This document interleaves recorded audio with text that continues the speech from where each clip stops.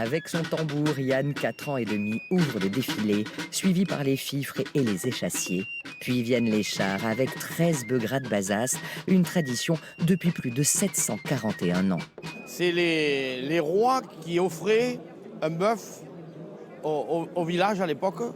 Et c'est devenu après, les anciens ont continué à faire ce bœuf pour les bouchers. Ça crée une envie de race bazadaise. Les bouchers travaillent beaucoup, tous les commerçants. Enfin, c'est vraiment une grosse fête qui rapporte à tout le monde et qui fait plaisir à tout le monde. En témoigne le succès populaire de ce rendez-vous.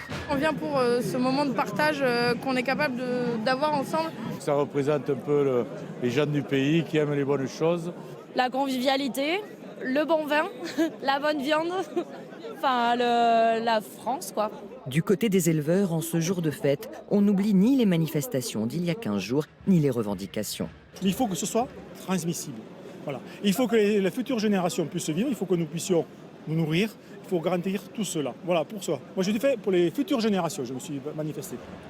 Avec une qualité gustative qui n'est plus à démontrer, la race bazadaise est une niche. Mais avec 8000 bêtes sur toute la France, là où la charolaise en compte 1 million, la filière peine à se développer. Ce qui nous encourage quand même, c'est qu'il y a des vaches bazadaises partout en France aujourd'hui, on est en train d'en mettre un petit peu sur tout le territoire, dans différents élevages, et on n'a personne qui revient en arrière. Tous ceux qui ont goûté à la bazadaise dans leur élevage, ils restent et continuent.